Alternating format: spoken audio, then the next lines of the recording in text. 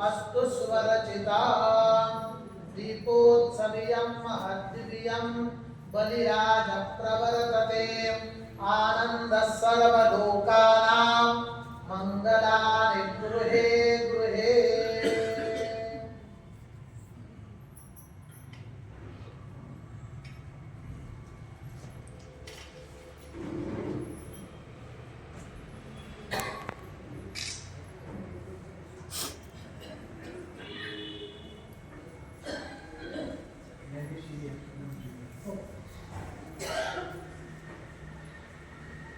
या ठिकाणी वेदमूर्ती परमपूजनीय श्री महेश रेखे गुरुजींचं प्रथम पूजन परमपूजनीय श्री प्रकाशराव प्रभुणे महाराज अवधूत चिंतन श्री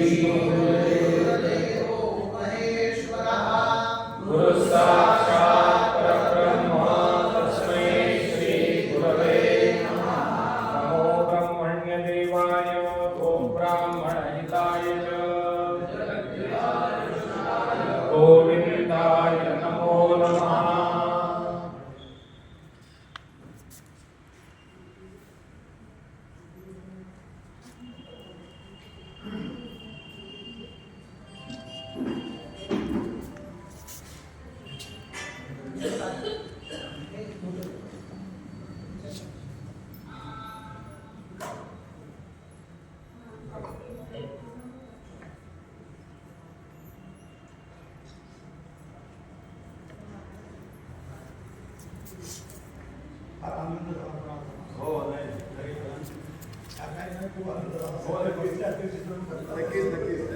वेदमूर्ती ज्यांनी हा विश्वविक्रम केला असे देवव्रतजी रेखे गुरुजी यांचं पूजन या ठिकाणी संपन्न होत आहे। सर्वांनी टाळ्यांच्या कडकडाटात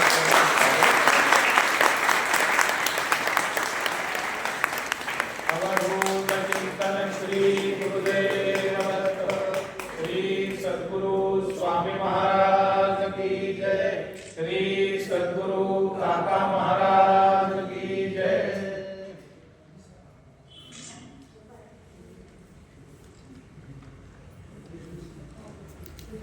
श्री गुरुदेव दत्त श्री नीलेश केदार गुरुजी श्री सद्गुरु काका महाराज की जय।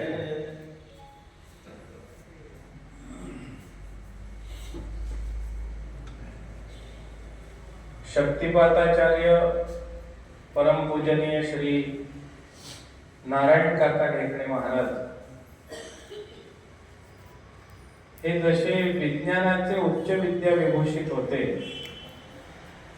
त्याचप्रमाणे आपली आध्यात्मिक संस्कृती वेद धर्म परंपरा याचं पालन त्यांनी स्वतःच्या जीवनामध्ये तर केलंच, पण त्याचबरोबर परमपूजनीय काका महाराज यांनी अध्यात्माची आणि वेदांची कास कधीही सोडली नाही। या कुंडलिनी शक्तिपात मार्गाच्या ध्यानधारणाच्या मार्गातून परमहंस परिव्राजकाचार्य श्री लोकनाथ तीर्थ स्वामी महाराज यांची त्यांना दीक्षा प्राप्त झाल्यानंतर स्वतःच्या साधना आणि आध्यात्मिक प्रगती बरोबर त्यांनी या मार्गाचा प्रचार आणि प्रसार करण्यासाठी या न्यासाची स्थापना केली। आणि नेहमी सर्वांचं मूळ हे वेद आहे आणि त्याची जाणीव ठेवून त्यांच्या मार्गदर्शनामध्ये सुद्धा याचे संदर्भ आणि उल्लेख हे आम्ही सर्व साधक नेहमी त्यांच्याकडून ऐकत आलेलो आहोत. वेदांबद्दल त्यांना अतिशय नितांत आदर होता, म्हणून प्रत्येक कार्यक्रमाची रचना करताना ती सशास्त्र आणि आपल्या वेदांना धर्माला अनुसरून कशी असेल याची दक्षता ते वेळोवेळी घ्यायचे आणि कुठेही आपल्या परंपरेचं उल्लंघन होणार नाही याची ते नेहमी काळजी घेत असत. त्यांनीच उभ्या केलेल्या या रचनेप्रमाणे हे सर्व कार्य सुरू आहे. परमहंस परिव्राजकाचार्य श्री लोकनाथ तीर्थ स्वामी महाराज महायोग ट्रस्ट या न्यासाची स्थापना सन 85 मध्ये झाली आणि 92 साली हे स्थान पूर्णत्वास आलं आणि ब्रह्मश्री विद्यावाचस्पती दत्त महाराज कवीश्वरांच्या हस्ते या चरणाधिष्ठानाची स्थापना झाली. तेव्हापासून हे कार्य निरंतर असं सुरू आहे आणि परमपूजनीय महाराजांनी निर्माण केलेला हा वटवृक्ष याचे 54 केंद्र उपकेंद्र आज महाराष्ट्रात आहेत. त्यामध्ये नाशिक हा मुख्य आश्रम म्हणून महाराजांनी निर्मिती केली आणि श्री क्षेत्र काशी, पीठापुरम, नरसिंहवाडी, त्याचबरोबर मध्य प्रदेशात नर्मदापुरम अशा आश्रमांची त्यांनी स्थापना केली. आपण महाक्षेत्र काशी येथे असताना त्या ठिकाणचे जे प्रदीप पाठक गुरुजी आहेत ते आपल्या बरोबर होते. त्यांच्याकडून आम्हाला आपल्या सर्व पारायणाचे आणि त्या ठिकाणचे सगळे वृत्तांत हे समजत होते. फेसबुकद्वारे आम्ही सर्व कार्यक्रम बघत होतो. परमपूजनीय काका महाराजांची अनुग्रह त्यांना आहे आणि ते ज्या ठिकाणी वास्तव्य करतात तो जो आहे तो अर्धा जो भाग आहे तो न्यासाचा आहे आणि अर्धा जो आहे तो त्यांचं स्वतःचं घर आहे. तर ते पाठक गुरुजी आपल्याशी निगडित असे आहेत आणि परमपूजनीय काका महाराजांनी हे कार्य सर्व विश्वामध्ये या मार्गाची माहिती कळावी आणि जे जिज्ञासू असतील, जे नियमांचं परिपालन करू शकतील त्यांना दीक्षा होण्यासाठी म्हणून या परंपरेची सर्व निर्मिती त्यांनी केली. दीक्षा घेण्यासाठी महाराज कधी कोणाला आग्रह करत नव्हते, कारण नियमांमध्ये तडजोड करायची नाही असं महाराजांचं नेहमी सर्वांना सांगणं असायचं. आणि त्याचबरोबर 14 दीक्षाधिकारी महाराजांनी नियुक्त केले या पुढील कार्यासाठी. त्यामध्ये परमपूजनीय प्रकाशराव प्रभुणे महाराजांना नाशिक महायोग आश्रमाचं प्रमुख पद त्यांनी दिलं आणि त्याचबरोबर बाकी वासुदेव निवास जे आहे कर्वे रोड पुणे तिथे शरदराव जोशी महाराज आहेत त्यांना त्यांनी तिथली जबाबदारी दिली. कारण परमपूजनीय काका महाराज हे नाशिक आणि वासुदेव निवास या दोन्ही आश्रमांचे प्रमुख विश्वस्त होते. दत्त महाराज कवीश्वरांनी परमपूजनीय काका महाराजांना तिथे त्यांच्यानंतर प्रधान विश्वस्त म्हणून नियुक्त केलं होतं आणि इथलं कार्य तर परमपूजनीय काका महाराजांनी स्वतः सर्व स्वामी महाराजांच्या प्रेरणेने आणि गुळवणी महाराजांच्या आज्ञेने असं या ठिकाणी सर्व उभं केलेलं होतं. तर हे दोन्ही न्यास जे आहेत ते महाराज स्वतः सांभाळत होते. महिन्यातून 10 दिवस परमपूजनीय काका महाराज हे वासुदेव निवासला असायचे आणि 20 दिवस इथले नाशिकचे सर्व कार्यक्रम आणि साधकांच्या जिज्ञासूंच्या भेटी असा त्यांचा नित्यक्रम होता. त्यामध्ये 2 हे दीक्षाधिकारी आणि त्यामध्ये बाकी परमपूजनीय हरिभाऊ निटोरकर महाराज आपल्या पारायणाच्या इथे आले होते. त्यांनाही परमपूजनीय काका महाराजांनी दीक्षाधिकार दिलाय आणि आपल्या परिचित असलेले वेदमूर्ती सूर्यकांत राखे गुरुजी यांनाही परमपूजनीय काका महाराजांनी या दीक्षेचे अधिकार प्रदान केलेले आहेत. असे 14 दीक्षाधिकारी त्यांनी या कार्यासाठी नियुक्त केले आणि त्याद्वारे आता हे कार्य सध्या सर्वत्र सुरू आहे. एकूण 90 देशांमध्ये हा साधक परिवार पसरलेला आहे आणि ते सर्व कार्य इथून सुरू असतं. या कार्यालाही आपला आशीर्वाद लाभावा म्हणून आपल्याला या ठिकाणी आम्ही सर्वजण प्रार्थना करतो आहोत. परमपूजनीय काका महाराजांची 2027 ला जन्मशताब्दी आहे. त्या जन्मशताब्दीच्या अनुषंगाने आम्ही सर्वांनी 3 वर्ष विविध उपक्रम आयोजित केलेले आहेत.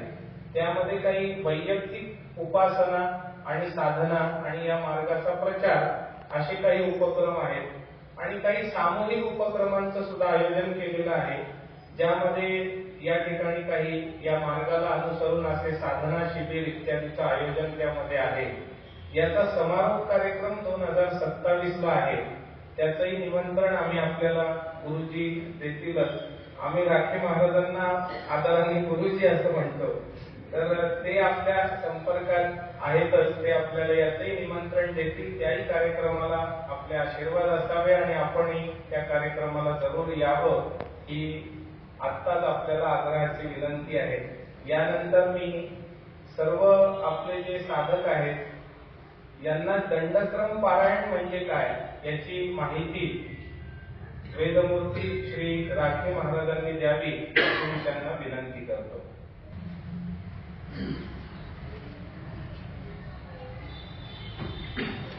गुरुर्ब्रह्मा गुरुर्विष्णुः गुरुर्देवो महेश्वरः गुरु साक्षात परब्रह्म तस्मै श्री गुरवे नमः.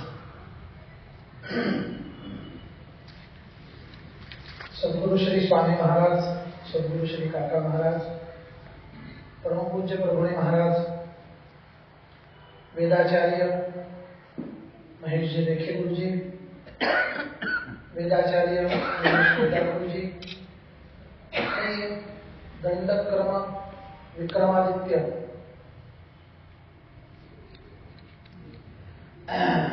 देवदत्त उपस्थित सर्वांना नमस्कार करतो.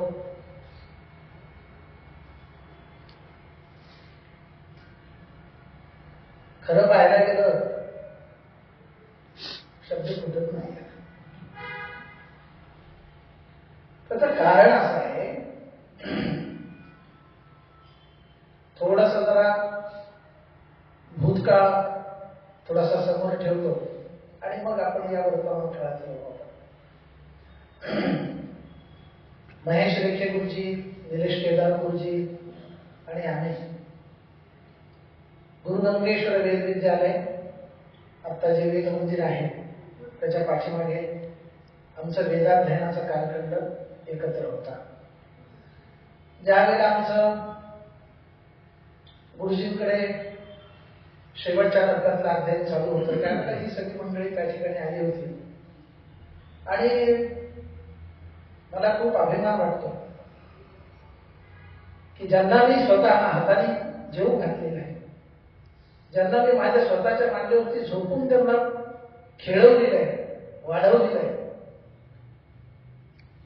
म्हणजे निलेश केदार गुरुजी तर माझा मुलगा या नावाने आश्रमामध्ये ओळखले जायचे आणि महेश रेखे आणि मी म्हणजे माझी छाया म्हणजे महेश रेखे इतकं आमचं नातं घनिष्ठ होतं.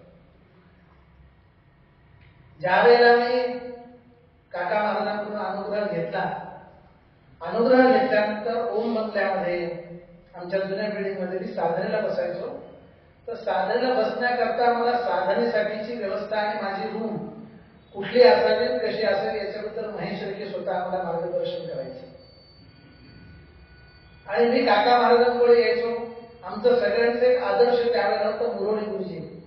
त्या मुरोडे गुरुजींच्या माध्यमातून आम्ही खूप काही शिकलो, काही घडवलं, काही स्वतःला बदललं आणि त्याच्यानंतरच काका महाराजांचा आमचा परिचय झाला आणि काका महाराजांकडून मला अनुग्रह झाल्यानंतर काका महाराजांना मी गुरुगंगेश्वर धाम मधल्या आमच्या विद्यार्थ्यांच्या बरोबर आमच्याकडे दर अष्टमीला एक प्रवचन असतं. तर काका महाराजांचं आपल्या आश्रमामध्ये, आम्ही त्याला आश्रम म्हणतो, आश्रमामध्ये सर्व विद्यार्थ्यांच्या करता आपला हा महायोग मांडावा असं प्रवचन ठेवलं होतं. त्यावेळेला आजी सुद्धा होत्या त्या कार्यक्रमाकरता आणि त्या कार्यक्रमामध्ये काका महाराजांनी सगळी आपली पाठशाळा पाहिली, सगळ्या विद्यार्थ्यांना खूप आशीर्वाद दिले आणि आज खऱ्या अर्थाने एक सांगायला खूप आनंद वाटतो की काका महाराजांचा अनुग्रह आपला शक्तिपात योग दीक्षेचा अनुग्रह महेश रेखे गुरुजींना झालेला आहे. ते अनुग्रहित आहे. मला या गोष्टीचा आनंद मला का भरून आलं हे तुम्हाला आता सांगायचंय की काका महाराजांचं महेश रेखेंचं ज्यावेळेला 2002 मध्ये ज्यावेळेला काशीला सांगवेद विद्यालयामध्ये ज्या ठिकाणी आता यांनी दंडक्रमाचं पारायण केलेलं आहे त्या ठिकाणी 2002 मध्ये आतापर्यंत काशीच्या पूर्ण इतिहासामध्ये सांगवेद विद्यालयामध्ये स्वतंत्र शुक्ल यजुर्वेदाचं घनपारायण कोणीही केलेलं नव्हतं. ते पहिलं पारायण महेश रेखे गुरुजींनी केलं.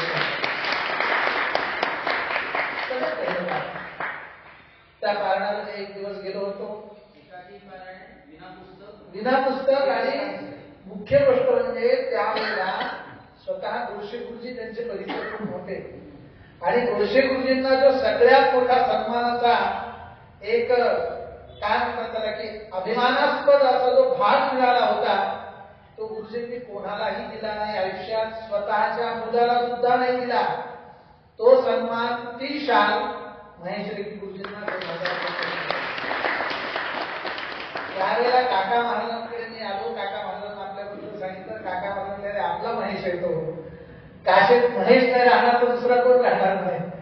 कारण महेशांना परोदेव महिमो नापरास्तुती म्हणजे साक्षात काशी विश्वेश्वरांनी त्यांचं पारायण ऐकलेलं आहे असं स्वतः काका महाराजांनी त्यावेळेला 2002 मध्ये हे पारायण स्वतः काका महाराजांच्या कानावर गेलेलं आहे. आणि ती गुरुशक्तीची परंपरा त्यांचे स्वतःचा अथक परिश्रम त्यांचे स्वतःचे असलेले स्वतःचं काही दिव्य म्हणजे खूप परिश्रमातून त्यांनी आळंदीला वेदाध्ययन केलेलं आहे. ज्यावेळेला हे सगळेजण वेदाध्ययन आळंदीला करत होते त्यावेळेला सुद्धा आळंदीच्या पाठशाळेमध्ये काका महाराजांचं एक प्रवचन झालेलं आहे.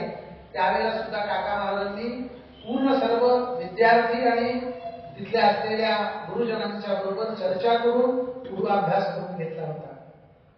आपल्या या वेद पाठशाळेतले असलेले अनेक विद्यार्थी आपली आश्रमातली संस्था इथली नाशिकमधली संस्था असू द्या वासुदेव निवास असू द्या किंवा अन्य लोकांचे संपर्क असू द्या हे आपल्या गुरु परंपरेच्या सगळेजण संपर्कातले आहेत.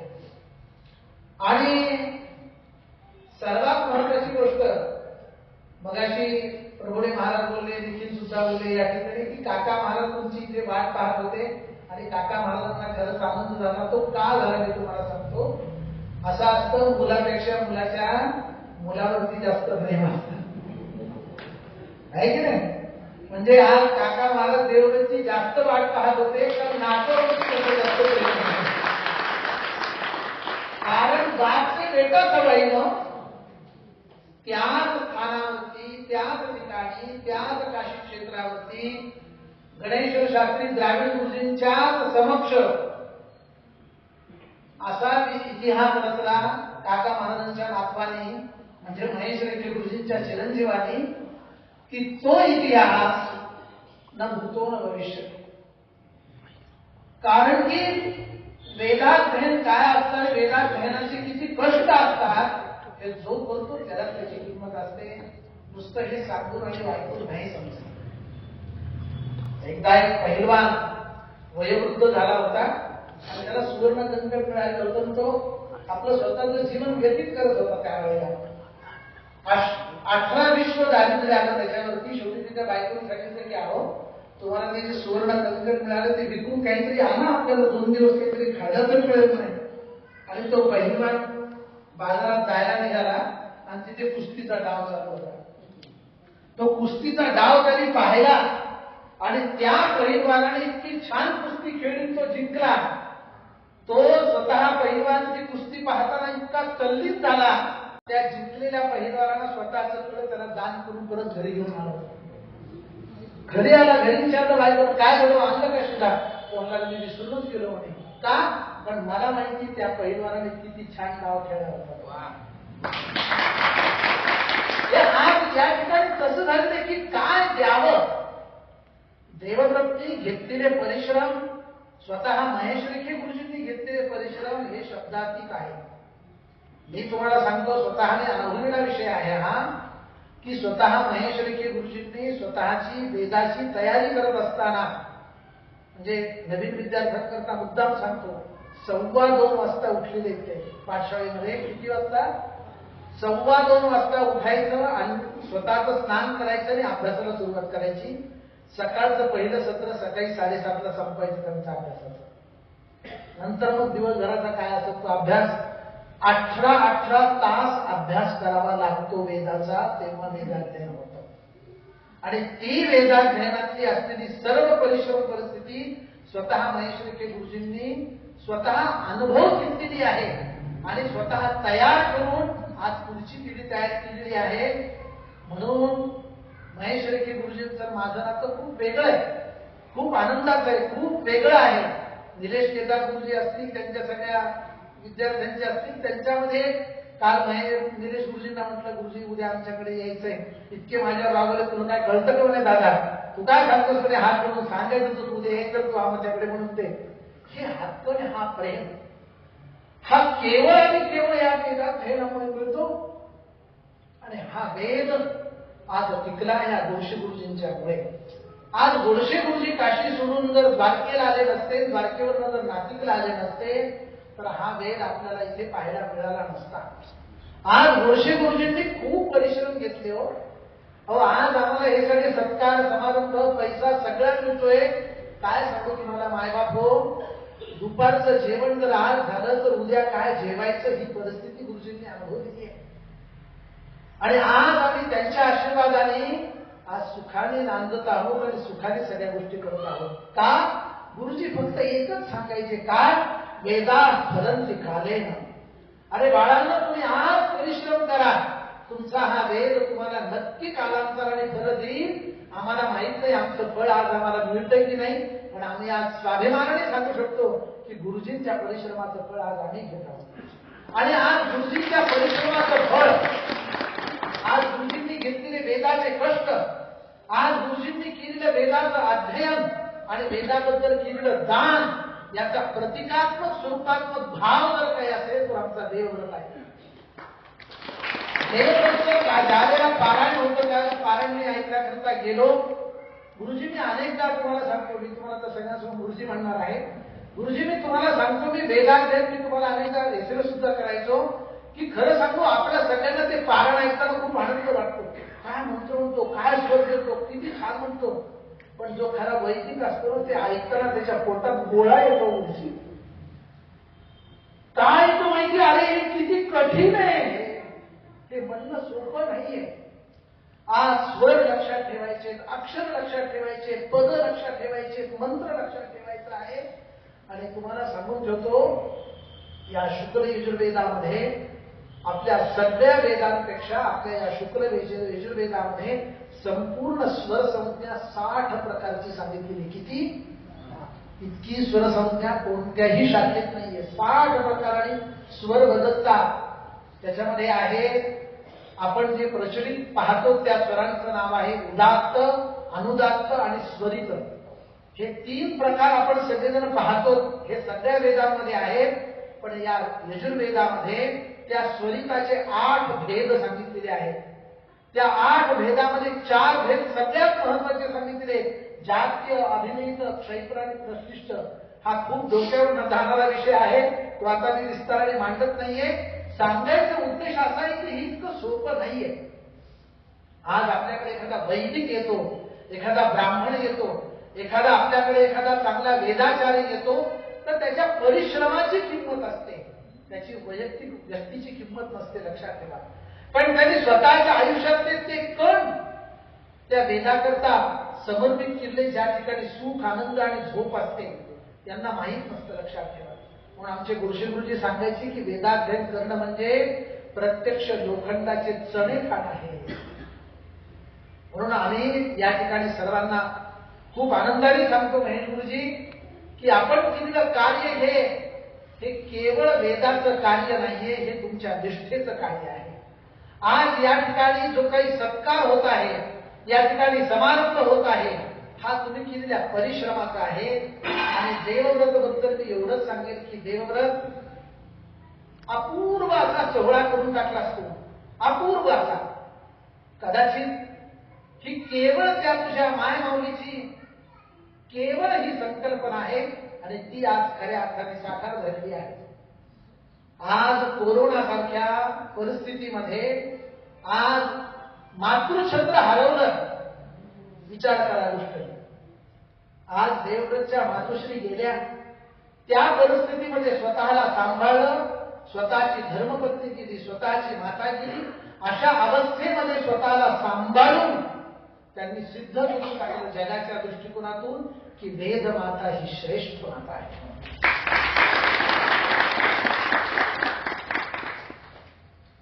आपल्याला सांगायला खूप आनंद वाटतो की अतिशय परिश्रम घेतले आणि परिश्रम सगळे घेतात. महेश गुरुजी अनेक परिश्रम घेतात. लोक परिश्रम घेत नाहीत का? तुम्ही आम्ही पण परिश्रम घेतले ना. तबला सगळेच वाजवतात. हो थोडक्यात सांगतो आम्ही. दशरथजी आले होते. दशरथजी झाकीर हुसेनच्या कार्यक्रमाला होते. त्यांनी एक वाक्य बोललं ते सांगतो फक्त. तबला तो हम भी बजाते लेकिन झाकीर हुसेन जैसा हम नहीं बजाते. तसं कष्ट सगळेच करतात पण देवव्रतचे कष्ट काही वेगळे आहेत. त्याचं कारण असं आहे की वेद पारायण मी त्याचं ऐकल्यानंतर माझ्या लक्षात आलं वेद पारायण त्यांनी स्वतः केलं नाहीये. गोडसे गुरुजी त्याच्या शरीरात बसून त्याच्याकडनं त्यांनी पारायण केलं. आपल्या नाशिकचे फार मोठे विद्वान होऊन गेलेले आहेत नारायणदेव शास्त्री म्हणून. त्यांनी 200 वर्षापूर्वी असं पारायण केलं होतं आणि गोडसे गुरुजी त्यांना अतिशय नम्रतेनं सांगायचे की यांच्यासारखा मनुष्य जगात होणे नाही. महेश तुला दंडक्रमाचं पारायण करायचे बरं का. आणि गुरुजींनी त्यांच्या समोर त्याचं घनपारायण करून घेतलं आणि आज महेश रेखे गुरुजींना त्यांचं ते शब्द परिपूर्ण केला आणि देवव्रतने ते त्यांचं स्वप्न साकार केलेलं आहे. स्वप्न साकार केलेलं आहे. आता संहिता काय असते, पद काय असतात, क्रम काय असतो, जटा काय असते, धन काय असतं, दंडक्रम काय असतं, याच्यावर आता सगळ्यांनी युट्यूब वरती आणि व्हॉट्सअप वरती इतके सगळेजण आता सगळे ऐकून शहाणे झालेले आहेत. मी वेगळं सांगायची गरज नाही तुम्हाला. पण खरं सांगतो मी तुम्हाला की हे पारायण करणं म्हणजे केवळ त्या काशी विश्वेश्वराचीच कृपा आहे. काशी विश्वेश्वराची कृपा आहे. हे त्यांच्याही वाक्यातून मी ऐकलं, त्यांच्या स्वतःच्या बोलण्यातून ऐकलं आणि एकच सांगतो की या अध्ययनाकरता आपलं आयुष्य वेचावं लागतं. हे करून पाहून नंतर ते करू नाही चालत. आयुष्य वेचावं लागतं, आयुष्य घासावं लागतं आणि आयुष्यामध्ये समर्पण करावं लागतं. तेव्हा मनुष्य वेदमूर्ती होत असतो. एक साधं सांगतो आपल्या या शुक्ल यजुर्वेदाबद्दल. शुक्ल यजुर्वेदामध्ये 2000 मंत्र आहेत संहितेमध्ये. जे आपण सगळे कर्मकांडामध्ये सगळ्या विविध प्रकारच्या यज्ञामध्ये जे आपण मंत्र ऐकतो ते मंत्र सगळे कशातले आहेत, ते संहितेतले आहेत. एक साधा एक मंत्र आपल्या याच्यातला घ्या. यज्ञेन यज्ञमयजंत देवा स्थानि धर्माणि प्रथमान्यासन्न ते हनाकं महिमानः सतंत यत्र पूर्वे साध्याः संति देवाः. हा मंत्र पुष्पांजलीतला मंत्र आहे. सगळ्यांना पाठ आहे. हा सगळेजण आपण म्हणतो. हा जो आपण मंत्र आपण आता ऐकला या मंत्राचं नाव आहे संहिता. काय नाव आहे याचं? संहिता. हा फार आता डोक्याला मुंगी आणणारा प्रकार आहे बरं तुमचा. पण ऐका, कारण खरं सांगू आज आपल्याला चांगलं ऐकायलाच मिळत नाहीये. आणि हे ऐकल्यानंतर कळेल की खरोखरच यांचे काय परिश्रम आहेत. या 2000 मंत्रांना शिकण्याकरता गुरुजींचं रक्त आटवावं लागतं गुरुजींना. तेव्हा ते विद्यार्थ्यांमध्ये येतं बरं का. इतकं सोपं नाहीये येणं हे. याला काय म्हणतात तुम्ही ते कॉपी नाही करता येत. याचं काय करता येत त्याचे स्वतःलाच करावं लागतं. कॉपी पेस्ट नाही करता येत आपल्याला. हे स्वतःलाच करावं लागतं. या 2000 मंत्रांना मुखोद्गत करण्याकरता 4 वर्ष लागतात. किती वर्ष लागतात? आपल्या आयुष्याचा कालखंड सांगतोय. आज या लेकरांनी काय पराक्रम केला आहे हे मी तुम्हाला सांगतो. तुम्हाला पदाचं अध्ययन करण्याकरता आणि पदपाठ करण्याकरता 2 वर्ष अध्ययनाला लागतात. किती लागले वर्ष? पहिले 4 आणि हे. आता हे पद काय आहे तो? कारण आम्ही जे ऐकतो ते पद वेगळेच असतात. आपल्या घरची बायको म्हणते ते पद वेगळेच असतात. बरोबर की नाही? आमचे नारायण शास्त्री म्हणायचे की आमची बायको पद म्हणते हा त्याच्यापासून मी करत म्हणतो. तर पद ह्या शब्दाचा अर्थ असा आहे की त्या सगळ्या मंत्रांचा विच्छेद करणे, म्हणजे आपल्याला त्या मंत्रांचा अर्थ कळतो, त्या मंत्राची विभक्ती कळते, त्या मंत्रामध्ये वापरलेले विशेषण कळतात. एकच मंत्र असतो, एकच पद असतं, सारखंच असतं, पण स्वर बदलतात. हा मोठा गोंधळ आहे बरं का हा इथे. कारण आपण जर म्हटलं की वेदांचा अर्थ मला कळाला, भ्रम आहे हा. वेदांचा अर्थ कोणालाच नाही कळाला, फक्त त्या सद्गुरूंना त्या संतांना कळाला. म्हणून वेदांताची अर्थ आम्हालाची ठाव, ते आम्हालाच कळतं बघा, तुम्ही नका त्याच्या नादी लागू. कारण का प्रत्येकाचा विनियोग वेगळा आहे, त्याचा अर्थ वेगळा वेगळा सांगितलाय. कारण का एका एका स्वराने, एका एका अक्षराने त्याचा अर्थ बदलतो. काय सांगू तुम्हाला, एक साधा शब्द सांगतो तुम्हाला, जात. जात असा एक 2 अक्षराचा एक शब्द आहे की नाही? तो जात शब्द जर स्वरितात आला तर त्याचा अर्थ बदलतो, अनुदात्त आला तर त्याचा अर्थ बदलतो, उनुदात्त आला तर त्याचा अर्थ बदलतो. मराठीत तर सांगतो, संस्कृत बोलतच नाही आज. तर या मराठीमध्ये असलेल्या जात शब्दाचा जर एक स्वर पाहायला असला, जात, तुमच्या घरामध्ये आमच्या घरी असलेल्या कार्यक्रमाकरता लागणारं जात तुमच्याकडे आहे का? हा स्वरित आहे. म्हणजे जात हा शब्द काय झाला, हा वस्तू स्वरूप झाला अर्थ त्याचा. बरोबर आहे की नाही? आता उदात्त स्वरित, माझी जात ही आहे, तुझी जात कोणती आहे, अर्थ बदलला. बरोबर आहे की नाही? आता उदात्ताचा अनुदात्ताचा स्वरित बदलल्यानंतर माझं मी मंत्र म्हणतो, तुझं काय जातं?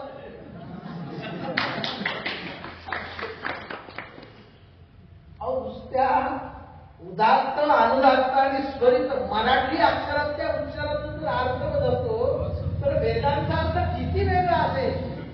तर या ठिकाणी खूप अर्थ बदलतात. जो संहितेचा अर्थ आहे तो पदात राहत नाही, जो पदात आहे तो क्रमात येत नाही, आणि क्रमातला स्वर जटेत राहत नाही. इतका अर्थ बदलतो याचा. आणि सांगतो तुम्हाला, यज्ञेन यज्ञम अयजंत देवाः तानि धर्माणि प्रथमानि आसन्न तेह नागम महिमानः सचंत यत्र पूर्वे साध्याः संति देवाः. याला म्हणतात पदपाठ. काय म्हणतात त्याला? पदपाठ म्हणतात. आता या पदपाठावरून आता कर्मपाठ करायचा आहे. पुढची गंमत अजून एक वेगळी सांगणार तुम्हाला. 2 पदांची संहिता म्हणजे त्याला कर्मपाठ म्हणतात. फक्त 2-2 पद घ्यायचे. आता मंत्र म्हणत नाही, तुम्हाला त्याचा क्रम सांगतो. 1 2 2 3 3 4 4 5 5 6 6 7 7 8 8 9 9 10 10 इथे 10 म्हणजे एक अंक संपला, एक मंत्र संपला. लक्षात आलं? याप्रमाणे ते पद म्हणावे लागतात, तेव्हा तो क्रमपाठ होतो. अशा या 3 प्रकृतीचा अध्ययन करण्याकरता संहिता, पद आणि क्रम याला प्रकृती म्हणतात. या प्रकृतीचा अध्ययन करण्याकरता विद्यार्थ्याला 8 वर्ष जावे लागतात. तेव्हा तो त्रिपद झाला असं त्याचं म्हणतात त्याला. आणि हे त्रिपदाचा अध्ययन करण्याकरता 8 वर्ष झाले की पुढचे 8ही विकृतीचा अध्ययन करण्याकरता 8 वर्ष घालवावे लागतात. किती वर्ष झाले? किती वर्ष झाले? 16 वर्ष झाले. या 16 वर्षामध्ये तो मग वेदमूर्ती होतो. मग पुढचं 3 वर्षाचं अध्ययन झालं त्याचं की तो शतपथ ब्राह्मण म्हणतो. शतपथ ब्राह्मणाचा अध्ययन झाले की तो वेदाचार्य होतो. मग आपण त्याला म्हणतो सलक्षण दशग्रंथी घनपाठी ब्राह्मण, अशी त्याला संज्ञा लागते. आणि ही संज्ञा प्राप्त करण्याकरता त्याला त्याच्या आयुष्यातले 19 वर्ष त्याला परिश्रम करावे लागतात. आणि त्या सगळ्या क्रमामध्ये आता जटेपासून सुरुवात करतो. 1 2 2 1 1 2 2 3 3 2 2 3 3 4 4 3 3 4 4 5 5 4 4 5 याप्रमाणे हा म्हटला की हा जटापाठ झाला.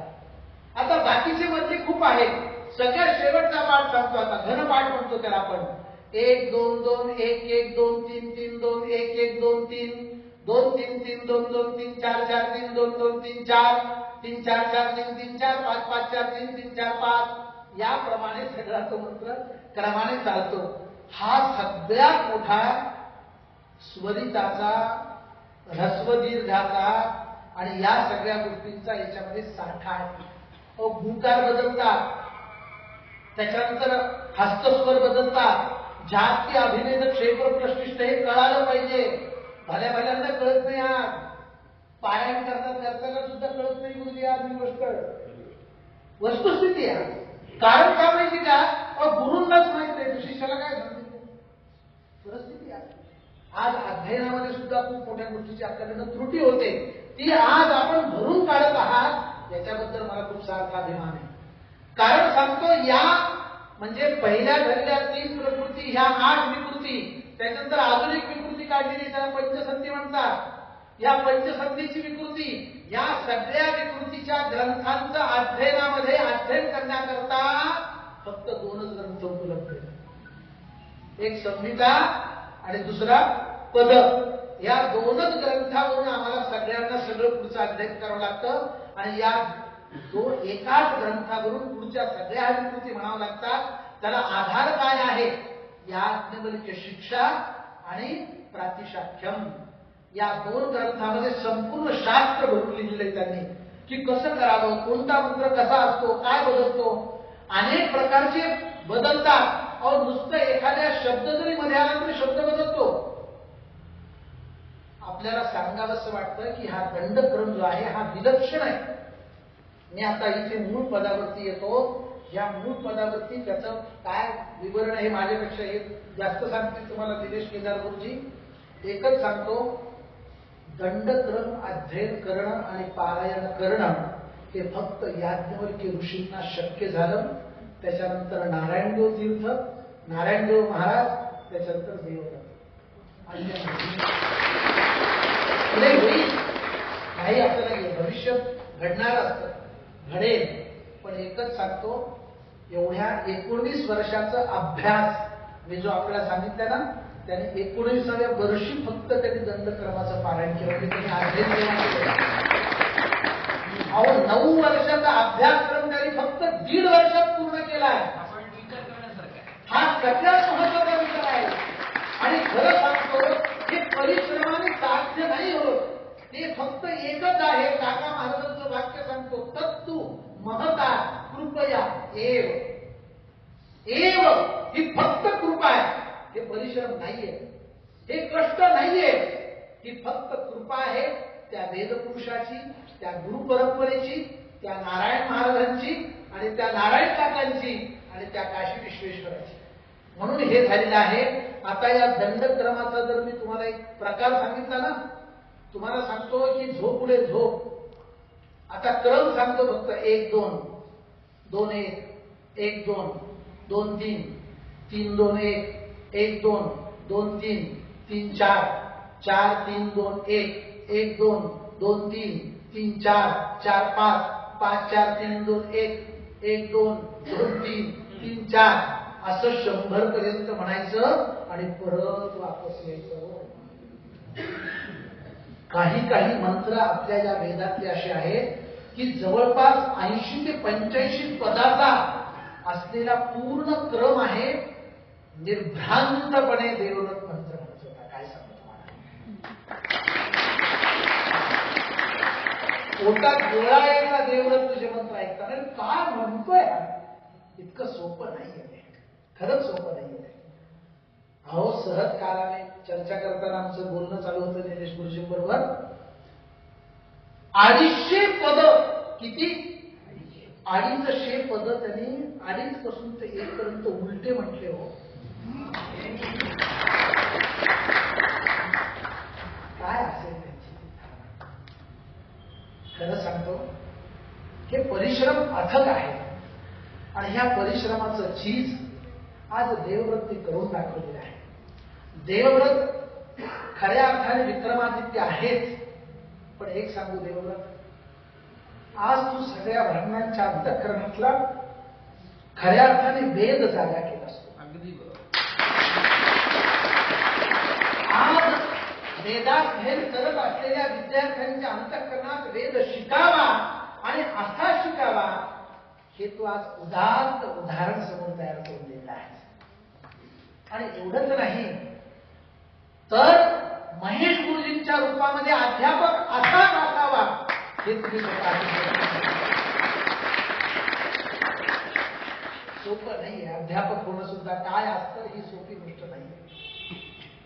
आणि एकच सांगून ठेवतो, या सगळ्या कार्यक्रमाकरता महेश रेखे गुरुजींच्या घनपारायणाकरता ज्यांनी परिश्रम घेतले आणि देवव्रतच्या सगळ्या पारायणाची धुरा ज्यांनी स्वतः आपल्या खांद्यावर घेतली, ते गुप्त आणि सुप्त असलेलं व्यक्तिमत्व म्हणजे निलेश केदार.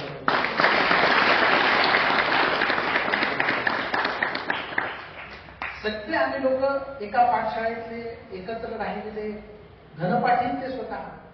त्यांची पाठशाळा आहे माहूर गडावरती. अनेक विद्यार्थी त्यांच्याकडे सुद्धा तयार होतात. मी एक प्रश्न विचारतो तुम्हाला, बरं का, एक प्रश्न विचारतो.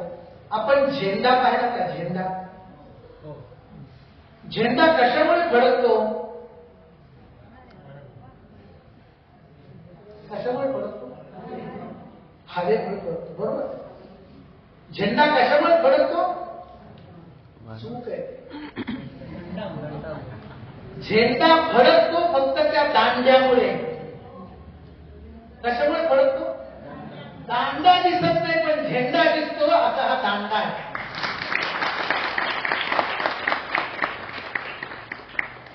फडकणारे दिसतात पण ज्याच्यामुळे फडकतो तो खरंच हे व्यक्तिमत्व आहे. काय सांगतो तुम्हाला, मी पाहिलेलं. हा स्वतः जनपारायण करणारा मनुष्य आहे.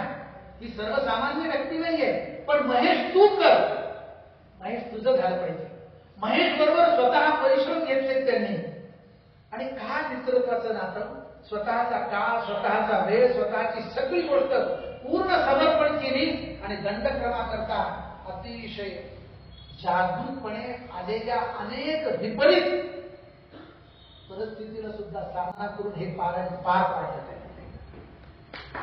कोणती गोष्ट सोपी नसते. आता आपण आश्रमात काम करणारे लोक आहोत, त्यामुळे आपल्या अनेक गोष्टीचा अनुभव आहे. अहो, एवढा मोठा पारायण पार पाडणं इतकं सोपी गोष्ट नाहीये. निलेश केदार गुरुजी त्या पाठीशी होते म्हणून हे सगळं कार्य संपन्न झालेलं आहे. आणि या सगळ्या गोष्टीसाठी मी या सगळ्यांना एक विशेष आभार व्यक्त करतो की आज ब्राह्मणांच्या मध्ये आज वेद जागृत केला, नवपिढीमध्ये जनता जागृत केली आणि सर्व ब्राह्मण समाजामध्ये वेदाबद्दलची निष्ठा असावी ही जागरूकता केली. केवळ समाजाच्या दृष्टिकोनातून नुसता ब्राह्मण भटभिक्षुक नाहीये, तर तो खरा वैदिकही आहे, ही दृष्टी तुम्ही दिलेली आहे. आज शहरातल्या लोकांची दृष्टी बदलली आहे. आज आपल्या देशातली दृष्टी बदललेली आहे. आज आपल्या पंतप्रधानांनी त्यांचं कौतुक केलेलं आहे, राष्ट्रपतींनी त्यांचं कौतुक केलेलं आहे. अहो, सांगायचं काय, जगविख्यात असलेल्या बुद्धिमान असलेल्या लोकांबरोबर आमचा देवव्रतचा फोटो आज झळकतोय. हा फार स्वाभिमान आहे. आणि अशा या वेद पाठशाळेमध्ये माझ्या चिरंजीवाला नारायणाला मी मुद्दाम ठेवलं गुरुजींच्या सान्निध्यामध्ये. माझ्याकडे पाठशाळा आहे, मी विद्यार्थी शिकवतो. पण विद्यार्थी आपल्या घरात शिकल्यापेक्षा अशा घरात शिकल्यानंतर चांगला राहतो, हे मी मुद्दाम करून दाखवलं. आणि आज आपण एका परंपरेतले आहोत म्हणून आपल्या या कार्यक्रमामध्ये सत्कार समारंभाचा शब्द नाही टाकला. सत्कार कोणाचा करायचा? जे आपले त्यांना भेटायचंय. काय करायचंय? आम्हाला भेटायचंय. अहो, सत्कार करून लोक जातील हो, पण भेटण्याची जी आज आम्हाला लागलेली होती ना, ती आज या ठिकाणी परिपूर्ण केली. म्हणून आज आम्ही या ठिकाणी सत्कार नाही केला, आम्ही गुरुजींचं पूजन केलं या ठिकाणी. हे जे सत्कार शब्द वापरतात, सत्काराला समानता असते, समानता असते. अहो, वैदिकांचं पूजन केलं पाहिजे, लक्षात ठेवा. कारण ते वेदाचं पूजन असतं, त्या व्यक्तीचं पूजन नसतं, ते तत्वाचं पूजन असतं. म्हणून या ठिकाणी खऱ्या अर्थाने सस्नेह भेट आहे ही. आणि हे पूजन या ठिकाणी घडलेलं आहे का? कारण काका महाराजांचा आशीर्वाद आपल्याला लाभावा, आपल्याकडून उदंड असे विद्यार्थी तयार व्हावे. आज संपूर्ण भारतामध्ये सगळीकडून वेद वेद वेद आणि वेद सगळीकडे ऐकायला येतोय. आज पुष्करला घनपारायण चालू आहे, आज रत्नागिरीला घनपारायण चालू आहे, आज दक्षिणेकडे घनपारायण चालू आहे, आज गुजरातमध्ये घनपारायण चालू आहे. सगळा हा वटवृक्ष वेदांचा प्रफुल्लित होत राहतो आहे. आणि ही केवळ दृष्टी या रेखे परिवाराने या समाजाला दिली, जगाला दिली. हे जगावरती तुम्ही केले उपकार आहेत आणि हे अनंत उपकार आहेत आणि हे उपकार आम्ही सगळेजण स्वीकारत आहोत आणि तुम्हाला सर्वांना आम्ही अतिशय नम्रतापूर्वक नमस्कार करतो. आपण आयुष्यमान व्हावं, आपण दीर्घायुष्य व्हावं. आपल्याला क्या बात आहे, ही गोडशे गुरुजींची शॉल त्यांनी अंगावर घेतलेली आहे. म्हणजे काय आयुष्य त्या गुरुजींच्या शाळेला. कारण का माहितीये, आज आपलं जे तत्व आहे हे गुरुतत्व अथांगतेनं वाढत आहे. या सगळ्या परिवाराबरोबर आपण जोडलेले आहात, जोडलेलेच राहणार आहात. आपल्याला विनंती आहे की वेदाचा आशीर्वाद या सर्व साधकांना आपण द्यावा, सर्व साधकांचं कल्याण व्हावं असा आशीर्वाद आपण आम्हाला द्यावा. आणि पुढची परंपरा सुद्धा काका महाराजांनी ज्या संकल्पनेनं या ठिकाणी चालू केली आहे ती संकल्पना संपूर्णपणे अखंड राहावी. कारण का, ओम नमोजी आद्या वेद प्रतिपाद्या. आपला मार्ग काय आहे, कारण वेदांचं संरक्षण कोणी केलं आहे, अशा वेदमूर्तींनी केलं आहे. अहो गोडशे गुरुजी जर आले ना तर आपले काका महाराज साष्टांग नमस्कार घालायचे त्यांना. का, अरे प्रत्यक्ष वेद आहे म्हणे. कारण आपलं हे कर्तव्य आहे, लक्षात ठेवा.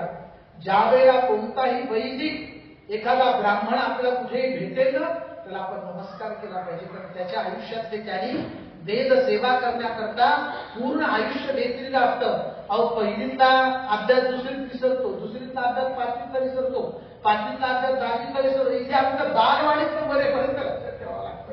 सोपं काय आहे, अखंड म्हणून आपल्या इथे ब्रह्मयज्ञ सांगितलेलं आहे. रोज अध्ययन आहे. अवंधन दिवसं कुर्यात दाना अध्ययन कर्मसु. हे अखंड करावं लागतं आपल्याकडून. हे वेदाध्ययन अखंड होत राहावं. आणि देवव्रत, आता तुला विनंती आहे बाबा, आता शतपथ ब्राह्मणाचं पारायण तू करावं आणि करू टाकायची. तर हे दोघे तुझ्या पाठीचे आहेत, काही प्रश्नच नाही काही. आणि बाबा तुला सगळे शिकवणारच आहे. शतपथ ब्राह्मण म्हणजे काय आहे थोडक्यात सांगतो. 100 अध्याय आहेत त्याचे. किती अध्याय? त्या 100 अध्यायामध्ये काय टाकलं असं लोक विचारतात. काही टाकले नाही. सगळ्या जगातला यज्ञ टाकलाय त्याच्यामध्ये. यज्ञ कसा करावा, काय करावा, त्याची मीमांसा कशी असावी, कोणता मंत्र असावा, किती मंत्र असावा, किती अर्धा असावा, किती त्याच्यामध्ये तो पाद असावा, या सगळ्या गोष्टीचं विश्लेषण जर कशात टाकलेलं असेल तर स्वतः भगवंतांनी या शतपथ ब्राह्मणामध्ये टाकलेलं आहे. आणि ते शतपथ ब्राह्मणाचं पारायण म्हणजे संपूर्ण आपला वेद आहे. आणि ही वेदांताची संपूर्ण सृष्टी आहे. या सृष्टीचं विवरण पुढच्या कधीच्या आपल्या पारायणाच्या सांगतेच्या वेळेला मुद्दाम करेल. आपण या ठिकाणी वेळात वेळ काढून आलात आणि या ठिकाणी आपल्या घरात तुम्ही आलात त्याबद्दल तुमचं पुनश्च अभिनंदन करतो आणि नमस्कार करतो. नमो नमः.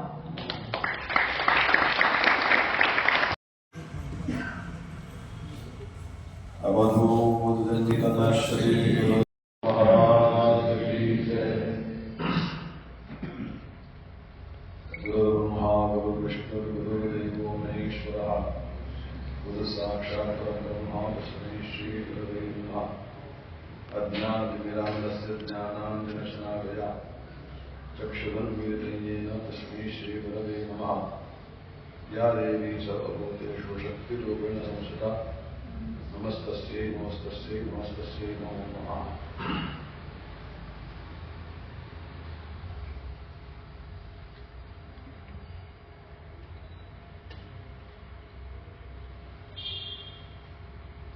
स्थान देवता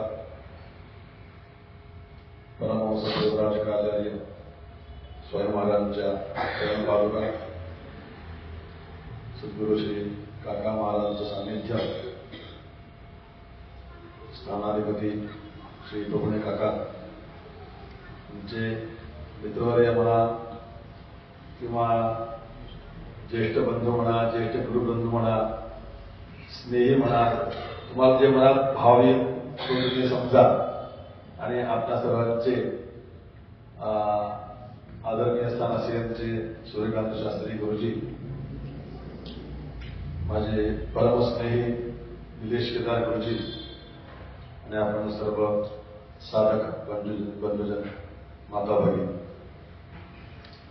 खरं तर आज काय बोलायचं असा खूप मोठा प्रश्न खरं निर्माण झाला आहे. कारण आज बरोबर 12 वर्षांनी मी या स्थानावर आलेलो आहे. 12 वर्ष एक तपश्चर्या असे आहे असं पण मानतो. मी एका तपश्चर्या केली मला माहिती नाही, पण मला 12 वर्षांपर्यंत यावं लागलं. कारण 2014 मध्ये जेव्हा आपल्या वेद मंदिरामध्ये घनप्राण झालं होतं तेव्हा मी आलो होतो आणि तो नंतर परत 26 वर्ष चालू आहे. 12 वर्षांनी मला परत तिथे यावं लागलं. काकाने बोलून घेतलं. मी मग अशी इथे जेव्हा आलो, आम्ही गाडीमध्ये आमच्या विद्यार्थ्याशी बोलत पारेसराशी बोलत होतो. अरे म्हणजे तो म्हणलं कुठले असं मला म्हणणार अजून यायचं म्हणणार तू नाव कसं नाही हे कसं बोल. अरे नाही नाही कुठे हाच आश्रम म्हणलं. अरे म्हणलं मी जेव्हा इथं येत होतो 1992-93 गोष्ट सुद्धा असेल तेव्हा फक्त इथं छोटासा आश्रम आणि सगळे झाडी झुडपून जंगल सुद्धा खरोखर आणि बहुतेक पलीकडे अपार्टमेंट मध्ये काका राहत होते. एक अपार्टमेंट होतं त्या ठिकाणी काकांचं निवासस्थान होतं आणि दैवयोगाने आजींचं म्हणजे काकांच्या आईचं सुद्धा आम्हाला दर्शन झालं होतं. तर छोट्या वेळ जास्त दुपारची वेळ आहे. कारण लहान वयामध्ये कोवळ्या वयामध्ये काय आपलं समजत नाही. आपण कुठं चाललं काय चाललं. आई वडिलांनी आपलं सांगितलं की वेदाध्ययन करायचं आहे, निष्ठेने करायचं असं कुठेही सांगितलेलं आहे. समज नसते असते ते तेवढं थोडीफार किती असं काही सांगू शकत नाही. पण सन्मार्गामध्ये आल्यानंतर काय होतं याचा अनुभव नक्की मी घेतला. आपल्याला कळत नसतं पण आपल्यापेक्षा आपले आई वडील आहेत, गुरुजन आहे, त्यांना आपला भवितव्य कळत असतं. त्यामुळे आमच्या आई वडिलांनी आम्हाला या वेदाध्ययनाकरता प्रयत्न केला, आम्हाला पाठवलं. आणि माझ्या जीवनामध्ये मी असं समजतो की भगवंताने काय पूर्वजन्माचं आपलं पुण्य असेल किंवा सुकृत असेल ते त्याचा लेखाजोखा भगवंताच्या चरणी असतोच.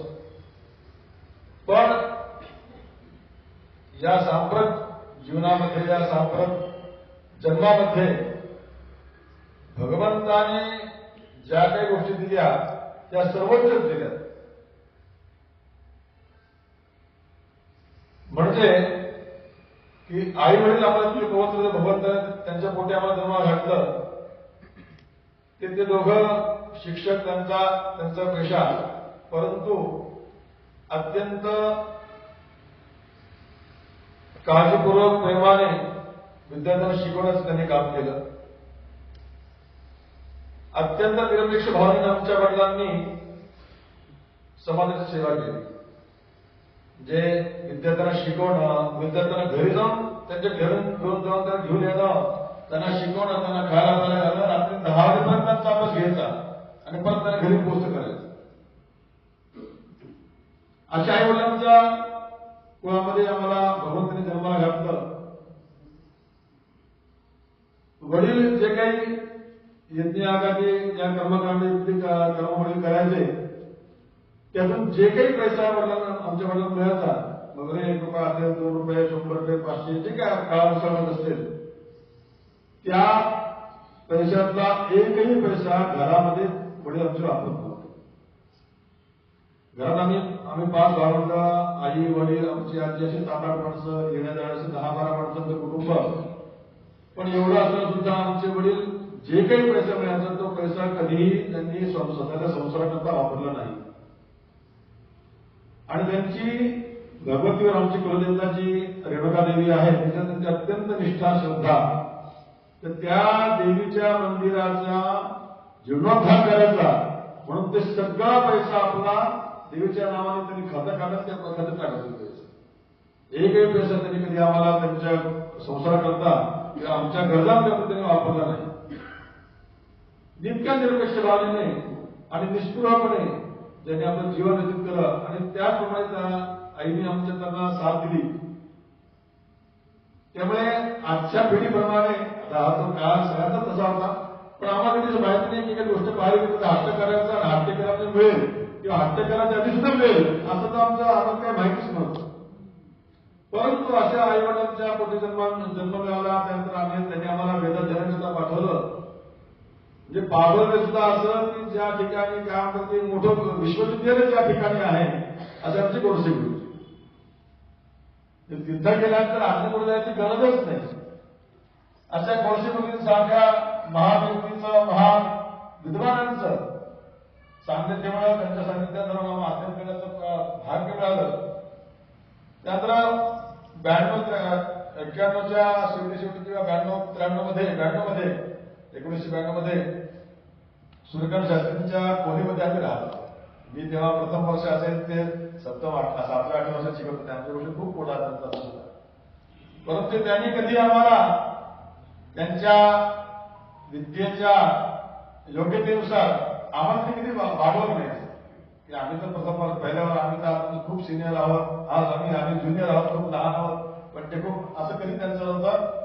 आलेल्या प्रत्येक मुलाला बनेपा काय 6 महिन्यापूर्वी असेल किंवा 6 वर्षापूर्वी आला असेल, जो त्यांच्या सेवाची व्यवहार असेल तोच आमचा शिवाय त्यांचा असायचा.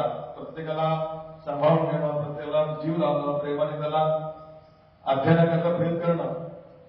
तर ह्या अशा स्वभावामुळे आम्ही जोडले गेलो.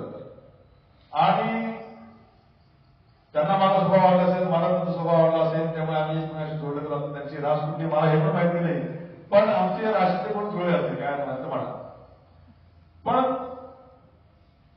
त्यांच्याबरोबर एकदा मी काकांकडे ते मला घेऊन आले साधना करायचे. ते मग मी काय करता तुम्ही ते पहाटे उठून बसायचे. मी म्हणला हे तर असं मी रात्री 2:30-3 वाजता उठून हे महाराष्ट्र असतं एकदा पाहिलं दोनच मिनिटं रात्री मग झोपेत मला त्रास आहे का म्हटलं काही तुला का नाही तुम्ही असं उठून बसता रात्री उठून बसतात ध्यान धरून बसता म्हटलं नाही काय नाही तुला काही भ्रम असावा भ्रम पाहिजे 2दा पाहिलं 3दा पाहिलं ठीक आहे त्याने काय सांगितलं नाही कधी मला आम्ही काय करतो काय नाही. पण आमची जिज्ञासा वाढली काय करतात नेमके महाराज. तेव्हा शब्द आता शब्द म्हणते तेव्हा शब्द असं म्हणतो हे महाराज काय करत आहेत मित्र सगळं काम करतात आपल्या ज्येष्ठ बंधू. पण कधी कधी मग काय व्हायचं की दुपारी समजा ज्या सुद्धा शाळा सुट्टी असेल किंवा संध्याकाळी वगैरे मी खोली बसून मामा म्हणायचे तू असं कर तू बाहेरचा अनुभव असं कर कुलूप तिथे जाऊन तिथे घेऊन जा. म्हणजे आजपासून काय करणार म्हणलं आम्हाला कळत नव्हतं पण आजपासून ध्यान नाही करायचं. थोडं काय की आजपासून काही ध्यान करतात किंवा जप असं वाटायचं. पण नंतर जेव्हा मी त्याला विचारतो नेमकं काय करताय तेव्हा त्यांनी मला सांगितलं मग काका महाराजांकडे जातो आणि त्यांनी मला जे काही मार्ग दाखवला आहे त्याप्रमाणे साधना करण्याचा प्रयत्न करतो. असं करता मग थोडी चर्चा व्हायची काय नाही. मग हळूहळू या मार्गाचा मला परिचय झाला आणि 21 मध्ये काकांकडे घेऊन आले आणि काकांचं त्यांनी आम्हाला दर्शन करून दिलं. सांगितलं की हा असा आमचा मित्र आहे, छोटा बंधू आहे आणि त्याला आपण आशीर्वाद द्यावा. त्याप्रमाणे काकांनी आम्हाला आशीर्वाद दिला आणि जेवढी साधना करता येईल तेवढी साधना करण्याचा प्रयत्न केला. परंतु काका महाराजांसारखे जे एक जगाला मार्ग दाखवणारे एक श्रेष्ठ उपासक, श्रेष्ठ योगी अशा व्यक्ती सुद्धा माझ्या जीवनामध्ये मला एक लाभ मिळाला. त्यानंतर आमचे जोशी गुरुजी, विश्वनाथ भट्ट जोशी गुरुजी ते सुद्धा अत्यंत कर्तव्यनिष्ठ, धर्मनिष्ठ असं त्यांचं व्यक्तिमत्व होतं. त्यांच्यावर सुद्धा मला 20-22 वर्ष राहण्याचा मला त्यांच्यामध्ये योग आला आणि त्या अनुषंगाने अनेक मोठमोठ्या लोकांबरोबर राहण्याचा त्यांचा सहवास मिळण्याचं मला सौभाग्य प्राप्त झालं. त्यामुळे हे काही आज जीवन एक प्रवास दिसतोय त्याच्यामुळे केवळ सांगू का की काहीतरी पुण्यसुकृत असेल परंतु ह्या सर्व सत्पुरुषांचं एक सान्निध्य मिळालं आणि लक्षात त्यांचा आशीर्वाद शब्द मिळाला. त्या आशीर्वादाचं फळ आज आहे की देवज्ञाचे पालन केलेलं आहे. आमच्या सूर्यकांत गुरुजींनी जो काही सगळा परिचय दिला, विस्तृत परिचय, तो आपल्या सर्वांना एक त्याच्या मागची पार्श्वभूमी जी आहे ही कळण्याकरता त्यांनी दिलेला आहे. परंतु मी स्वतः वैयक्तिक हेच एवढंच मानतो की ही केवळ गुरुकृपा आहे, गुरुजनांचे आशीर्वाद आहे, गुरुजनांची पुण्याई आहे आणि देवज्ञ केले त्याकरता जे काही कष्ट, जे काही अभ्यास, परिश्रम, हा पण गुरुकृपा लक्षात ही श्रेष्ठ आहे. आमचे गुरुजी म्हणायचे, जोशी गुरुजी, खूप वाक्य ऐकण्यासारखे बरं का. ज्याला जगात मोठं व्हायचं असेल ना त्यांनी या वाक्याचा खरोखर विचार करावा आणि आचरण करावं. म्हणजे मी त्याकरता करतो असं माझं म्हणणं असं नाही, पण ते म्हणायचे की जो आपल्या गुरूंचं नाव मोठं करतो किंवा जो आपल्या गुरूंच्या नावाची महत्त्व जगात वाढवतो किंवा गुरुजी आपल्या गुरुजनांचं, आपल्या गुरूंचं कार्य जो जगात वाढवतो, त्याचा प्रचार प्रसार करतो आणि जो गुरुजींनी दाखवलेल्या मार्गाप्रमाणे चालतो, लक्षात ठेवा, जगात त्याचंच नाव मोठं असतं. म्हणजे क्षमा करा, मी माझ्याकडे म्हणत नाही, म्हणजे भगवंतांनी मला जे काही स्वरूपात नाव दिलं असेल ते मी गुरुकृपा समजतो, म्हणजे माझ्या अनुभव मला सांगत नाही, पण माझी गुरुजी मला सांगायचे. ते उदाहरण द्यायचे की तुम्ही बघा म्हणे, ज्ञानेश्वर महाराजांनी त्यांच्या म्हणे निवृत्तीदास, म्हणे त्यांच्या तुम्ही किती अभंग घ्या, त्यांचे किती ओवा घ्या, त्यात ते म्हणायचे म्हणे निवृत्तीदास. निवृत्तीदास म्हणजे कोण? सुद्धा ज्ञानेश्वर महाराज, पण नाव कोणाचं? निवृत्तीदास. त्यांनी आपल्या निवृत्ती महाराजांचं नावच तरी मोठं करण्याचा प्रयत्न केला की माझे गुरु श्रेष्ठ जगात आहे, त्याच्याशी श्रेष्ठ नाही. पण आज बघा ज्ञानेश्वर महाराज किती मोठं आहे अख्ख्या जगामध्ये. आपण जर काय आपण एक शुद्ध दृष्टी आपण विचार केला किंवा आपली सामान्य दृष्टीने विचार केला तर ज्ञानेश्वर महाराजांचं नाव समोर एका पाण्यात ठेवलं आणि निवृत्ती महाराजांचं नाव एका पाण्यात समोर ठेवलं तर कोणाचं पाठावर आहे, कोणाचं खाली, ते तुमचं तुम्ही ठरवा. तसं ज्या विद्यालयाचं आपण आता नाव आहे गुरु गंगेश्वर धाम वेद विद्यालय, त्यांचे ते जे गुरु गंगेश्वरानंद जे होते, आचार्य भाऊ अगदी महात्मा होते, पण ते सुद्धा त्यांनी आपल्या गुरूंचंच कार्य मोठं केलं. पण त्यांच्या गुरूंचं नाव, त्याच्या गुरूंचं नाव कोणाला माहिती पण नाही. पण आज त्यांचं नाव सगळ्यात माहिती गुरु गंगेश्वर. का? तर त्यांनी आपल्या गुरूंचं नाव मोठं करण्याचा त्यांनी प्रयत्न केला. त्यामुळे आपण सगळं साधक व्हावं, लक्षात ठेवा. माझ्यासेच आपण सगळे आपण केव्हा सिद्ध होऊ ते भगवंताला माहिती. होऊ का नाही हे सांगतात, किती जन्म घाल फिरावं परत परत परत परत, पण साधक व्यक्तीच आहोत, साधनेच्या मार्गावर आपण चाललो आहोत. तर आपल्या गुरूंचं नाव कसं आपलं वाढवता येईल आणि गुरुजींनी सांगितलेल्या मार्गावर कसं चालता येतं, लक्षात तंतोतंत चालता येईल, याचा क्षण आपण विचार केला पाहिजे. मला सांगा, जगात कोण असं तुमच्याकडे कुणी आहे की ज्याला पुढे यायचं नाही? सांगा, कुणी सांगा मला. ठाकूर सांगते मला कुणी, मला पुढे नाही यायचं, मला मागं राहायचं, असं कुणी सांगा. मग ते परीक्षेत असेल, अभ्यासात असेल, पैशामध्ये असेल किंवा अजून लौकिक प्रगती करता असेल किंवा साधनेमध्ये असेल, असं कुणी सांगा, हात करून सांगा मला की मला पुढे नाही यायचं. प्रत्येकाला पुढे जायचंच आहे. आता तुम्ही इच्छा नाहीतरी केली तशी तुम्हाला पुढे जायचंच. कारण ढकलना परिस्थितीच्या मागे बसलेला आहे सर्व याने, तर पुढच्या जन्मात कर, पुढच्या जन्मात कर, पण कर हे मला कशी आहे बाबा. त्यामुळे प्रत्येक पुढे जायचंच आहे. मग पुढे जर कसं जायचं असेल आणि त्या पुढे जाण्याचा प्रकार त्याच्यामध्ये आपली प्रगती गाठायची असेल, लक्षात ठेवा, केवळ केवळ ते गुरूंचे चरण इथे आहेत ना, त्याला देहाचा शरण जातो. आणि त्यांनी दाखवलेल्या मार्गावरती आपण तंतोतंत लक्ष टाळण्याचा प्रयत्न केला पाहिजे. कसं असतं की एखाद्या आश्रमामध्ये गुरु बसलेले असतात आणि गुरु आसनात असतात, मग आपण आपलं सगळे साधक येतात करतात चालू असतं. पण गुरु समोर जोपर्यंत गुरु महाराज समोर आला तोपर्यंत शिस्तीचं काम करत असतात. पण गुरु महाराज आश्रम बाहेर गेले चला मोकळं. अशी आपली अवस्था असते साधकांची. जोपर्यंत गुरु महाराज आसनाला आहे तोपर्यंत आपले साधन अगदी अप टू डेट असतं. पण थोडंसं गेलं की आपण चला बरं तुला आराम मिळतो अशी करू. पण एकलव्याचं उदाहरण तुम्ही डोळ्यासमोर ठेवा. गुरुजी समोर असो किंवा नसो, गुरुतत्व असे गुरुतत्व आपल्या मनामध्ये हे स्थिर पाहिजे. काय विसरू आता मी आता तुम्हाला करून आठवण झाली, खूप वर्ष प्रार्थना म्हणली पण नसेल. विसरू कसा आणि गुरु पादुका इथली प्रार्थना आपली आहे. पादुका पाया ते लक्षात बसतं म्हणून विसरू कसरा कसा आणि गुरु पादुका हे नुसतं आपल्या मनाचं म्हणून चालणार नाही. ती गुरु पादुका आपल्या मनात ती स्थापन करता आली पाहिजे, आपल्या हृदयामध्ये स्थापन करता आले पाहिजे आणि आपल्याला पदोपदी गुरु स्मरण पाहिजे. आणि आपल्याला गुरुने जो काही आपला उपदेश केला असेल, जो काही मार्गदर्शन दाखवला असेल, साधनेचा मार्ग आहेच आहे. पण लक्षात ठेवा गुरु आपल्याला सामान्य जीवन जगण्यासुद्धा मार्ग दाखवत असतो.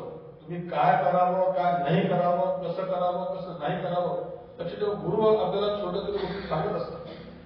लक्षात त्या गोष्टी आपण घेतल्या पाहिजे आणि त्या मनात घेऊन आपण तसं आचरण केलं पाहिजे.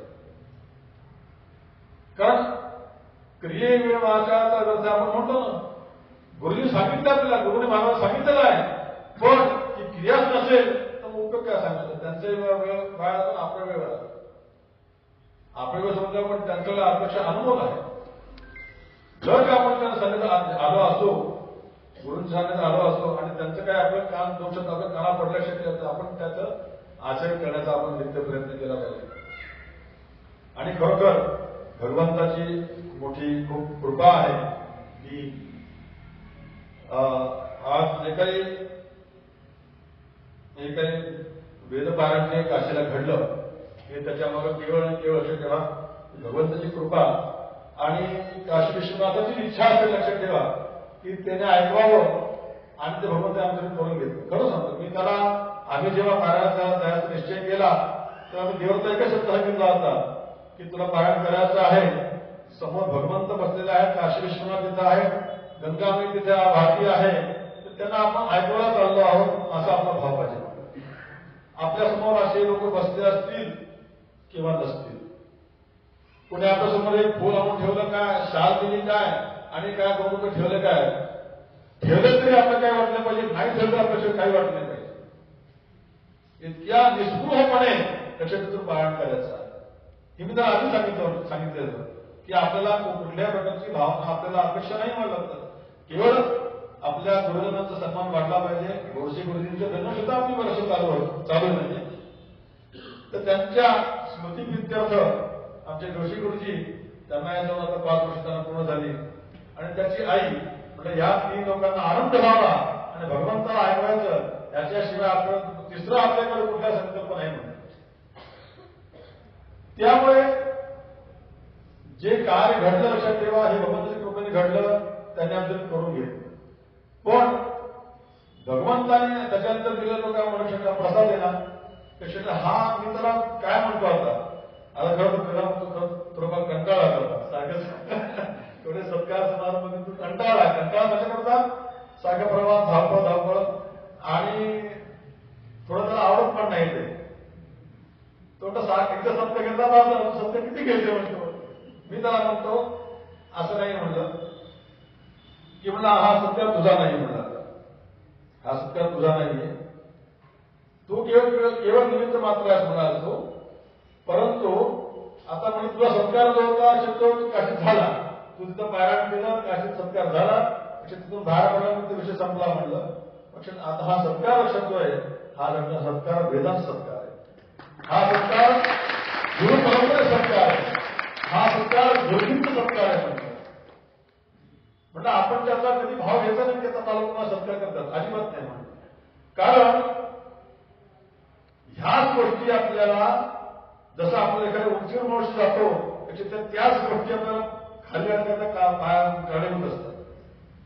त्यामुळे आपले पाय जे आहेत हे कायम असे कायम जमिनीवर घट्ट असे रोवून ठेवले पाहिजे आपण, जेणेकरून काय की अहंकाराचा वारा अंधारागाव माझे तुकाराम महाराज म्हणतात की आपल्याकडे काही एवढं सुद्धा नको, कोणी दिले काय कोणी नाही दिले काय, आपल्या त्याचा आपल्याला केवळ वेदाध्ययन, कारण वेदाध्ययन हे ब्राह्मणाकरता हे त्याला आदेश केलेले आहे. तुम्हाला वडिला सांगितलं तुला हे काम करायचंय, मग त्याकडे सत्कार करायची आवश्यकता आहे का? मला सांगा. बाबांना सांगितलं तुला दुकानातून तुला काम करायचं, हे काम करून घ्यायचंय, आता हे काम करणं हे सत्कार आहे का नाही सांगा. बाबा म्हणले तर बँकेत जाऊन एवढं पैसे पासबुक भरून ये, आता ह्या कामाकडे सत्कार करणं योग्य काय आहे तुम्ही सांगा मला. याप्रमाणे ही श्रुती मातेची आम्हाला आज्ञाच आहे का ब्राह्मणेनं निष्काळेनं षडंग वेद ध्येयात्मे असे तुम्ही निष्काम भावनेने वेदाध्ययन करा. हे जर का आम्हाला सांगितलं असेल तर आपल्यामध्ये तो सकाम भाव कशावर उत्पन्न व्हावा. त्यामुळे गुरुचरणांच्या चरणी एवढीच प्रार्थना आहे. आणि आमच्या गुरुपरंपरेच्या ठिकाणी गोडसे गुरुजी असतील, जोशी गुरुजी असतील, ही सगळी परंपरा आवश्यक ठेवा. त्यांच्या चरणाची एक प्रार्थना आहे की आम्हाला की हे आमचं जे काय म्हणतात की विचार आणि आमचे आचार, ही बुद्धी ही कायम अशी स्थिर असू द्या आणि अध्ययनातून अध्ययन होत राहू दे. देवव्रत हा एक त्याच्याकडे काय म्हणतात की एक उदाहरण समजा आपण समजू शकतो. पण आमची इच्छा अशी की असे अनेक देवव्रत तयार व्हावे, असे अनेक देवव्रत तयार व्हावे, असे अनेक वेदाव्रत तयार व्हावे. एका वेदाचं नाही म्हणत आम्ही, सगळ्या वेदामध्ये असे अनेक देवव्रत तयार व्हावेत. आणि लक्षात ठेवा, हे ज्ञान मी सांगतो, लक्षात हे ज्ञान आमचं नाही, खरं सांगतो. आता ठीक आहे, आम्हाला त्याच्यावर बसवलं जातं, सत्कार केला जातो, सरळ बंगाल झाले. पण मला सांगा, आम्ही जेव्हा जन्माला आलो तेव्हा आमचं होतं काय सांगा? काही नव्हतं. आमच्या गुरुजनांना आम्हाला दिलं म्हणून आमच्याकडे आता आहे ना. मला सांगा, आपण एखादी नोकरी करतो, खूप मोठ्या पोस्टवरती होतो असतो, अगदी आपल्या समोर असे हजारो लोक अगदी हा सर शेट खरं सर. मग मला सांगा, 58 वर्ष झालं की तो 58 वर्ष दुसऱ्या दिवशी घरी आला की साहेब बस बस याचं नाराज केलं की संपलं. मला सांगा, कोण तुम्हाला विचारतो? विचार सांगा तुम्ही आता त्या क्षेत्रात असाल, रिटायर झालं तुम्हाला सांगा, तुम्ही विचारतो काय विचार, कारण तुमचा आधी जर संपला की गुरुजी पास किंवा होते बा एवढंच. पण मला सांगा, आमच्याकडे जर का आलं असेल ते कोणाकडून असेल, ते गुरु महाराज ज्या गुरुजीने आम्हाला विद्या दिली म्हणून ते या देहाला काय त्याच्या लोक पूजतात किंवा बंद लावतात, काय जे काय करतात ते करतात. पण त्याने दिलं म्हणून आहे ना, नसलं आणि काय असं कोणी ठेवलं असतो. पण लक्षात ठेवा, हा त्यांचा गौरव आहे, त्यांनी आम्हाला दिलं म्हणून आज आमच्याकडे आहे. त्यामुळे ह्याच्याची कोणा एकाची काय म्हणतात की ही जाहीर नाही. वेदविद्या आणि आमच्या गुरुमाची विद्या ही कोणाची काय दासी पण नसते. तुम्ही सेवा केली तर ती तुमच्या वशी राहणार, नाही केली तर मग ती सोडून जाणार. त्यामुळे हा सन्मान जो आहे हा केवळ गुरुजनांचा सन्मान आहे. आणि या पारायणातून भगवंत संतुष्ट व्हावा अशी आमच्या भगवंताच्या चरणात प्रार्थना होती. आणि इत्येषा वाङ्मयी पूजा श्रीमच्छंकर, पारायणाच्या खूप खूप आठवणी आहेत, पण इत्येषा वाङ्मयी पूजा श्रीमच्छंकर पादयोः अर्पिता तेन देवीशः प्रियताम्य सदाशिवः. ही वाङ्मयी सेवा जी आहे पारायणाची, तिथं आम्ही रोज पारायण झालं की प्रसादात रोज म्हणत होतो. थोडक्यात तेव्हा डोळ्यात पाणी यायचं की येणे भाग्य नेत होशाल. भगवंताला प्रार्थना असते की हा काही जो काही बालक भेद म्हणत विलक्षण म्हणत असेल आणि तो संतुष्ट व्हावा, बाकी काही अपेक्षा नाही. त्यामुळे हा भाव जो आहे आमच्या मनात निरंतर राहावा. गुरुजनांच्या चरणी आमची जी श्रद्धा आहे ती निरंतर राहो आणि वेद भगवंताची सेवा होत राहो अशी चरणी प्रार्थना करतो. आणि माझ्या खूप लांबलेल्या वाणीला विराम देतो. आणि आपण सर्वांनी आम्हाला या ठिकाणी बोलवलं, हा खूप मोठा सन्मान केला, त्याबद्दल म्हणजे मी आभार व्यक्त करतो. तुमच्या नक्कीच राहू इच्छितो. असं प्रेम जे आहे ते आपल्या सर्वांचं मिळावं आणि स्थानदेवता स्वयं महाराजांचं आणि महाराज गुरु महाराजांचं आशीर्वाद हा या ठिकाणी आम्हाला काय मिळत राहावा आणि आमच्या जीवनाचा किंवा या जीवन प्रवासाचा उद्धाराचा मार्ग जो आहे हा आम्हाला मिळावा. भगवंताला एकच मागणं आहे की देवत असो किंवा माझा आमचे मित्र निलेश असो आमचे गडकरजी गुरुजी यांचे सहकारी केवळ धर्मे प्रेमीं सन्मतीं देवभक्तीं सत्संगाप्तीं देहभक्तीं च मुक्तीं भावासक्तीं चारिलानंद मोठे गोरासामान नमस्ते. खरोखर सांगू का वेदात द्यायचे का आम्हाला सत्कार होतो पण वेदात देण्यासाठी खरंच नाही हो. अगदी मनातून सांगतो वेदात देणं आमच्या ह्याच्याकरता नाहीच हे करत. आता ते काय होतं माहिती का एखाद्या देहाला सजवलं की त्याला वाटतं की छान छान छान छान पण खरोखर आत्मोन्नती होणं लक्षात ह्याच मोठा संस्कार आहे. आत्मोन्नती होत नसेल तर किती म्हणजे आपण वर चालवलं खाली चालवलं हे सगळं. त्यामुळे आत्मोन्नती करता खरं कारण काय आहे की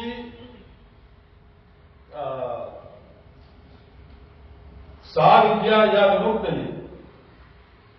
ही कोणती विद्या आपल्याला मुक्त करते वेद विद्या आपल्याला मुक्त करते हो. कारण आपण उगाच म्हणत नाही वेद धर्म म्हणून उगाच म्हणत नाही. मुक्त करणारी विद्या हस्तक्षेप ही वेद विद्याच आपल्याला मुक्त करणारी दुसरं कोणी आपल्याला मुक्त करणार नाही. त्यामुळे जर वेदाध्ययन करून आम्ही मुक्त होणार नसो तर आमच्या वेदाध्ययनाचं काय करायचं. त्यामुळे त्याच्याकरता ह्या गुरु महाराजांची कृपा अत्यंत राहणं ही फार आवश्यक आहे. त्याच्याशिवाय आमचे पाय जमीन राहणार नाही. त्यामुळे भगवंताला एकच मागणं आहे की आमची सुद्धा भक्ती जी आहे भक्ती मनामध्ये आमचे वाढत राहो आणि भगवंताची सेवा देवदोषा सेवा त्यातून आम्हाला होत राहो आणि असंच सगळ्यांचं आपलं भगवंताने कल्याण करो अशी मी गुरु महाराजांसाठी प्रार्थना करतो आणि माझ्या खूप लांबलेल्या वाणीला विराम देतो. अवधूत चिंतन श्री गुरुदेव दत्त.